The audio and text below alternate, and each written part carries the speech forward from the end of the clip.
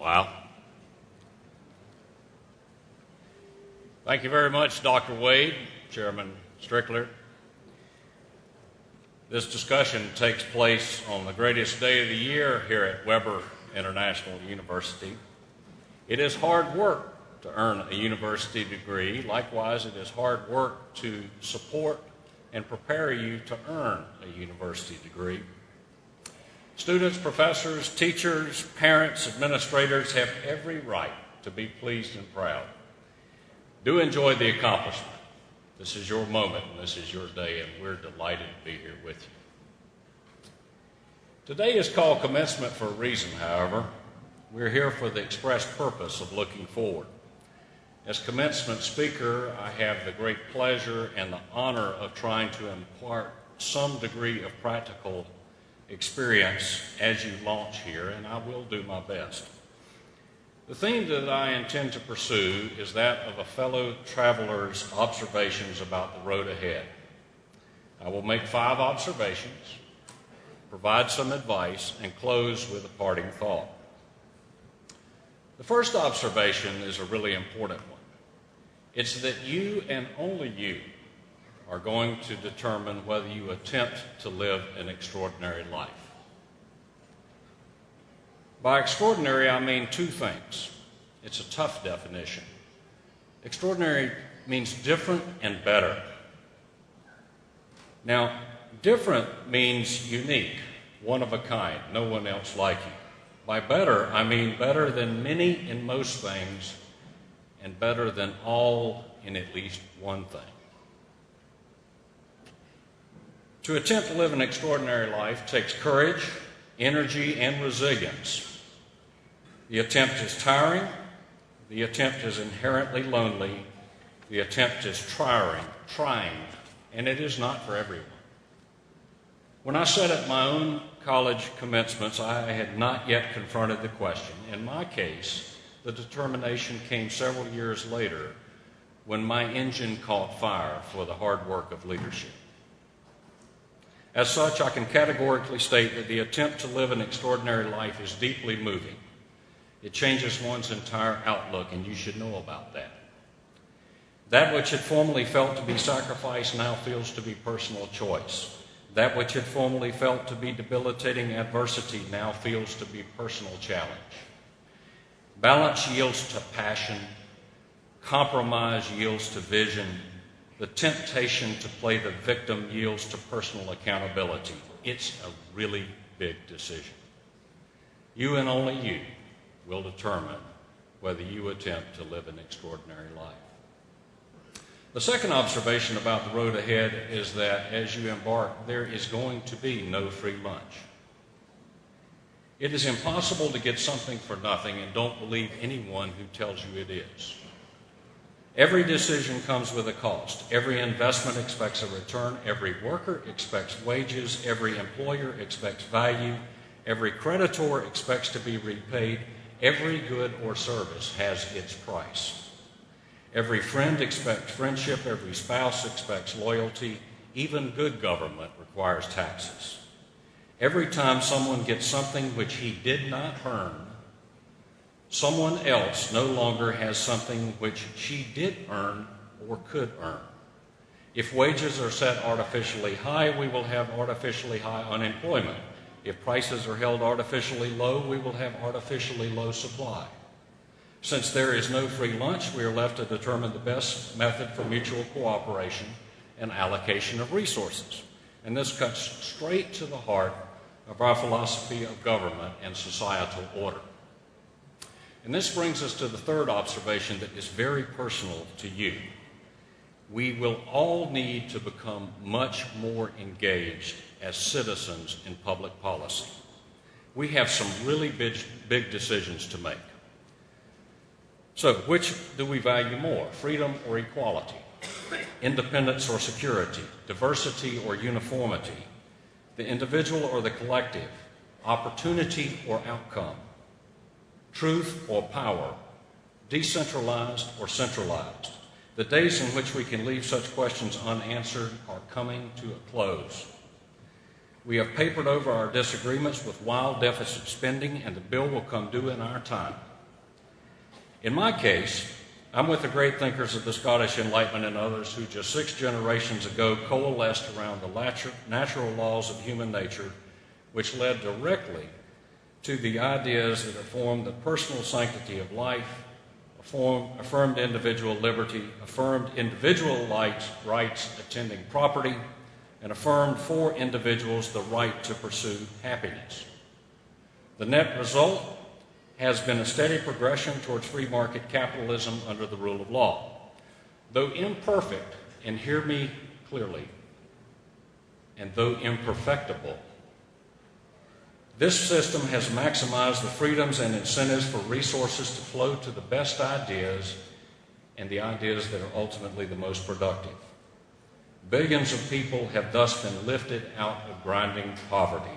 Life expectancy has marched ever higher, and most important to today's proceedings, and most important to you, is that unless there is some unforeseen shock ahead, free market capitalism under the rule of law in a sovereign republic is the dominant global economic and political system into which you launch.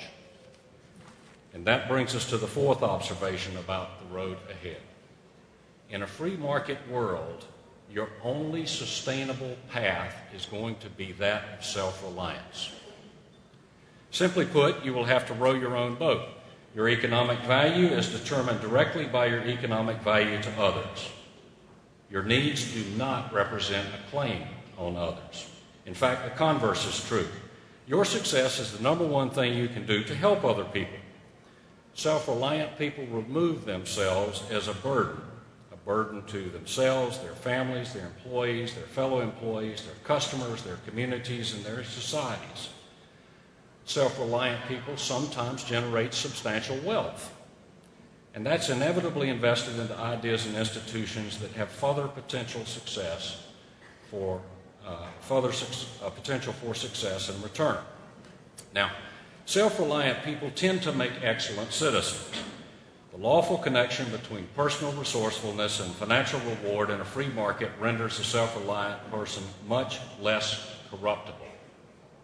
Likewise, self-reliant people are much less likely to vote themselves an income that comes via government at the expense of their fellow citizens.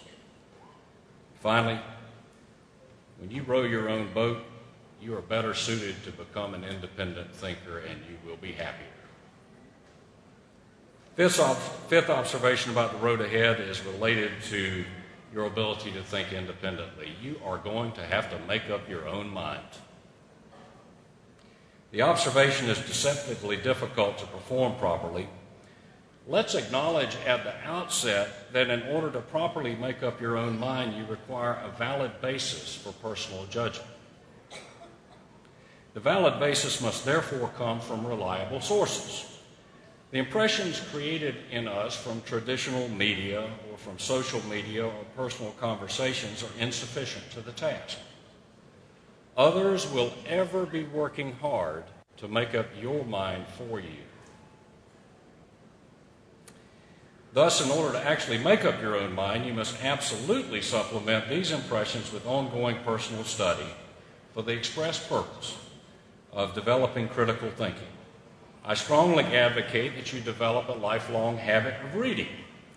I further suggest that you concentrate a substantial portion of your adult reading on history. You are not here to rediscover during your generation the hard-won lessons of humankind from time immemorial. We are all here to creatively adapt the lessons of the past to our unique period in history, such that we leave future generations with a fair shot at prosperity and enlightenment. This is weighty business, and it's for serious people. No one can or should do it for you. So, that leaves us with 5 observations about the road ahead. You and only you will determine whether or not you attempt to live an extraordinary life. Second, there will be no free lunch. Third, we have all got to get serious about engagement in matters having to do with public policy. Fourth, your only sustainable path will be one of self-reliance. We all have to row our own boats. And fifth, You will need to make up your own mind, and it requires ongoing personal study. So as I look forward, these 5 observations are a solid list. They point out important wayposts on the road ahead, and it leaves you plenty of room to maneuver according to your own pace and sense of navigation. Now, at this point in the proceedings, you might very well say, well, okay, fine, but you've been out in front of me a little bit. What is your advice? And I have some very brief observations. First, assure your decisions are driven by your values. Decisions that are based on anything other than values are certainly going to yield to expediency, and they will come to grief. Next, build personal character. People work with and for people of high personal character, and it is true universally. Next, do a great job. It sounds pretty simple to say, but you'd be surprised about how many people get into a job and the first conversation they want to talk about is about the next job. And my thought with them has always been, what have you done in this job that has really distinguished you, that would give me the confidence to put you in the next one? Next, stretch yourself. We're engaged in a lifelong learning process, and it does absolutely require stretch. The challenge is to grow at a rate faster than your competition.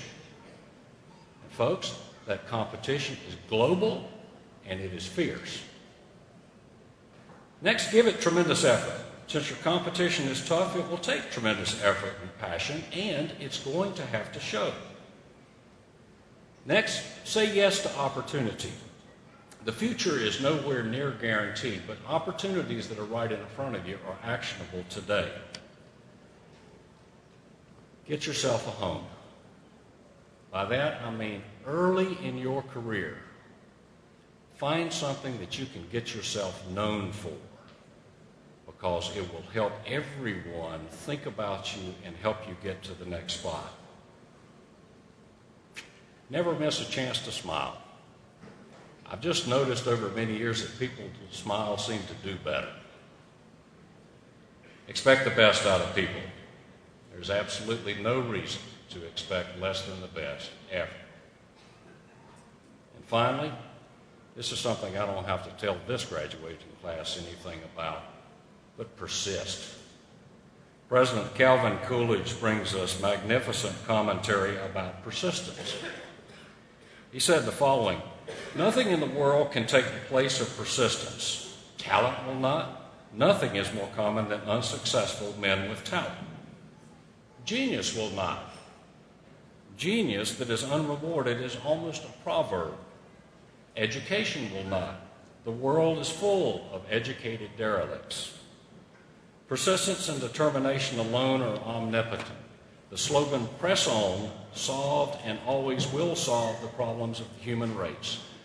It is persistence, in his view, that wins and prevails in the end. In my view, President Coolidge is correct, yet there is one additional essential to success. It forms the basis of my parting thought. It has to do with attitude.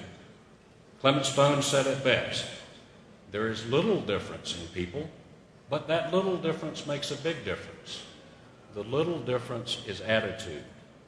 The big difference is whether it is positive or negative. Graduates, the world is designed for the optimist. It is in this spirit that I join you and all you have participated in your journey to this moment in wishing you all the meaning, success, and happiness that life has to offer as you commence your journey. Well done.